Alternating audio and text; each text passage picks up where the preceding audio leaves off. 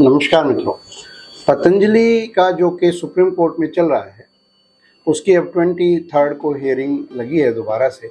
तो उसमें क्या होगा वो तो कोर्ट और पतंजलि के बीच का मसला है, लेकिन ये जो भ्रामक विज्ञापन और जो लेबल क्लेम जिसकी टेक्निकली मैं बात किया करता हूँ उस पर निश्चित रूप से आम जनता में भी और आयुर्वेद के स्टेक होल्डर्स में भी काफ़ी चर्चा है और होनी भी चाहिए।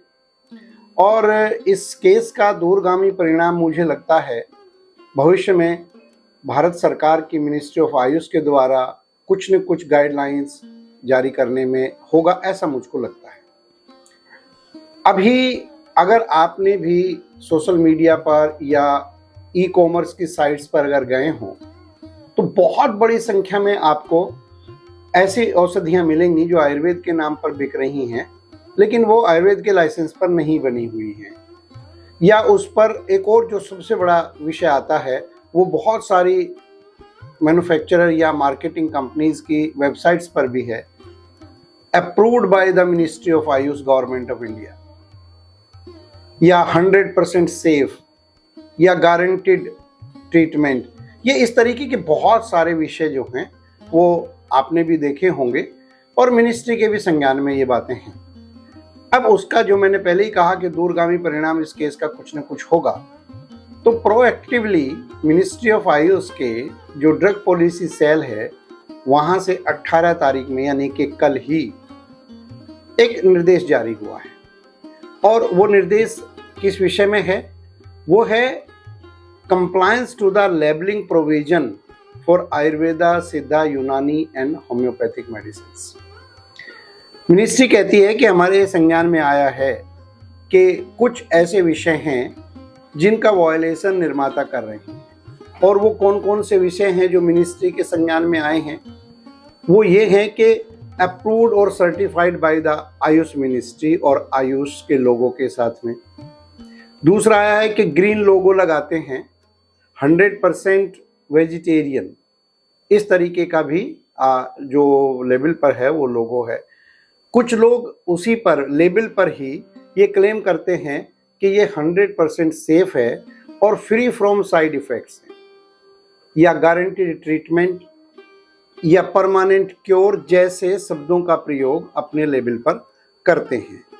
और ये भी करते हैं, कई सारे ऐसे केसेस हैं कि जो आयुर्वेद के प्रोडक्ट हैं लेकिन उसमें न्यूट्रासिटिकल की तरह न्यूट्रिशन वैल्यू लिखी होती है। मैं एक छोटा सा एग्जांपल देता हूँ।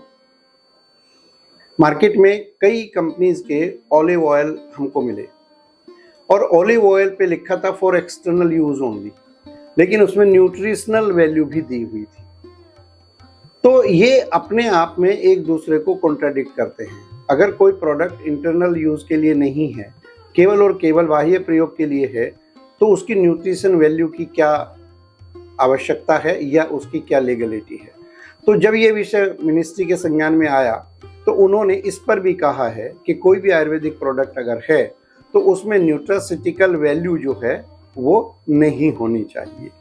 अब इसका एक्सप्लेनेशन क्या है? इसका एक्सप्लेनेशन ये है कि मिनिस्ट्री ऑफ आयुष कोई भी लाइसेंस जारी नहीं करती।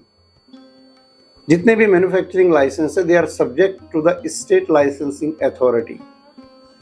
तो अप्रूव्ड बाय द और सर्टिफाइड बाय द आयुष लिखना लीगली गलत है और ये एक पनिशेबल ऑफेंस भी है। तो उसके लिए बहुत क्लियर कट गाइडलाइन की गई हैं कि आप जो है ऐसा नहीं लिख सकते, इसका ध्यान रखना है। दूसरी बात यह है कि जो गाइडलाइन है स्टेट लाइसेंसिंग अथॉरिटी के द्वारा ही जारी की जाती हैं। जो ड्रग एंड कॉस्मेटिक्स एक्ट है जिसमें 158B में बहुत सारी हमारे प्रोप्राइटरी और उसके विषय में लिखा गया है कि किस तरीके से आप उनको लाइसेंसिंग ली जा सकती है उनकी। इसी तरीके से जो लेबल का रूल है वो 161, 161A और 161B, ये बहुत क्लियर लिखा है कि आपको उस लेबल पर क्या क्या लिखना होगा। फॉर एग्जाम्पल उस पर अप्रोप्रिएटली ये लिखना होगा कि this is an Ayurvedic classical medicine और एन आयुर्वेदिक प्रोप्राइटरी मेडिसिन। ऐसा बड़े से बड़े निर्माता से लेकर नए निर्माता तक ये फॉलो नहीं किया जाता है। कोई लिखता है एन आयुर्वेदिक मेडिसिन, कोई लिखता है एन आयुर्वेदिक प्रोडक्ट, कोई लिख देता है हर्बल प्रोडक्ट। तो देखा जाए तो ये सारा वायलेशन है लेबल क्लेम का। तो इस पर अब मिनिस्ट्री ने काफ़ी अच्छे से इसका संज्ञान लिया है, और चूंकि अब होम्योपैथिक मेडिसिन भी ASU एंड H के प्रीव्यू में आ गई है, ड्रग एक्ट में उसका संशोधन प्रस्तावित हो गया है और वो पब्लिक डोमेन में भी रखा गया था जो अमेंडमेंट होना था। इससे पहले क्या हो रहा था, होम्योपैथिक ड्रग्स के साथ में बड़ी अजीबोगरीब स्थिति हो रही थी। वो ये थी कि जैसे आयुर्वेदिक, सिद्धा और यूनानी के लाइसेंस प्रोसेस के लिए ड्रग एक्ट में चैप्टर 4A डेडिकेटेडली रखा गया है, लेकिन उसमें होम्योपैथी नहीं था। होम्योपैथी के लिए अलग से प्रोविजंस थे। ऐसे ही होम्योपैथिक मेडिसिन का जो लाइसेंस है वो ड्रग डिपार्टमेंट देता था, आयुष डिपार्टमेंट नहीं देता था। यानी कि डायरेक्टर होम्योपैथी उसका लाइसेंसिंग अथॉरिटी नहीं था। लेकिन फील्ड में इसका जो टकराव वाली स्थिति बनती थी कि जो FDA है, फूड एंड ड्रग एडमिनिस्ट्रेशन, जो मेडिकल स्टोर्स के भी लाइसेंस देता है डिस्ट्रिक्ट में, वो होम्योपैथी का लाइसेंस नहीं देता था। होम्योपैथ के मेडिकल स्टोर का लाइसेंस देता था जिला होम्योपैथिक अधिकारी। तो एक तरीके से ये कॉन्ट्राडिक्टरी और आपस में एक दूसरे के अधिकार क्षेत्रों का अतिक्रमण था। लेकिन अब ये सारा मिनिस्ट्री ने इसको रेक्टिफाई किया है और होम्योपैथी से भी संबंधित सारी प्रोसेस जो हैं वो मैन्युफैक्चरिंग लाइसेंस से लेकर सेल लाइसेंस तक का वो अब आयुष में आ गया है। तो इस तरीके से ये सारी चीज़ों को ध्यान में रखते हुए उन्होंने कुछ नियम और वो निर्देश जारी किए हैं। तो जो लेबलिंग का प्रोविज़न है उस पर रखना है, और कोई भी ऐसा क्लेम जिसमें अप्रूव्ड और certified by the ministry of Ayush label पर या एडवर्टाइजमेंट पर कहीं भी अगर ये ऐसा लिखा हुआ है तो लीगल एक्शन जो है मैन्युफैक्चरर के खिलाफ मिनिस्ट्री ऑफ आयुष करेगी। तो ये बहुत इम्पोर्टेंट एस्पेक्ट जो है वो मैं आज आप लोगों के सामने रख रहा हूँ। और ये अगर आपको भी एक स्टेक होल्डर के नाते इस तरीके का अगर कोई वायलेशन कहीं भी मिलता है, इसमें ऊपर एक सर्कुलर में या नोटिस में एक चीज़ और बहुत अच्छी लिखी है, कहीं पर भी ये चीज़ें खाली अगर आपने लेबल पर की हो ऐसा नहीं है। आपने अगर अपने वेबसाइट पर, सोशल मीडिया पर या ई-कॉमर्स साइट पर कहीं पर भी अगर ये वायलेशन हो रहा है तो वो एक कॉग्निजेंस उसकी ली जाएगी और वो एज पर लॉ उसके अगेंस्ट कार्रवाई की जाएगी। अभी फार्माकोविजिलेंस आयुष सुरक्षा के नाम से डेडिकेटेड पोर्टल भी बना हुआ है। All India institute of Ayurveda उसका नोडल एजेंसी है। वहीं पर देश भर का जो फार्माकोविजिलेंस सेंटर है वो चलता है। तो इस तरीके की कोई भी चीज़ अगर है तो आप फार्माकोविजिलेंस में सीधे सीधे उसकी रिपोर्ट कर सकते हैं कुछ प्रूफ के साथ में, चाहे वो स्क्रीनशॉट के रूप में प्रूफ हो या प्रोडक्ट के रूप में प्रूफ हो। ईमेल के थ्रू भी ये चीज़ें वहाँ भेजी जा सकती हैं। फार्माकोविजिलेंस के नोडल सेंटर का एड्रेस जो है वो हम डिस्क्रिप्शन में भी लिख देंगे।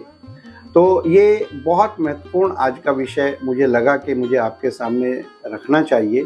तो हमारे जितने भी निर्माता बंधु हैं वो भी इस चीज़ पर ध्यान रखेंगे कि इन चीज़ों को ख़ास तौर से मिनिस्ट्री का लोगो नहीं लगाना है, चूँकि वो वायलेशन है। चूँकि सर्टिफाइड और अप्रूव्ड बाय द मिनिस्ट्री भी नहीं लिखना है। ये मैं ये नहीं मानता कि ये अनायास होता है या इग्नोरेंस में होता है।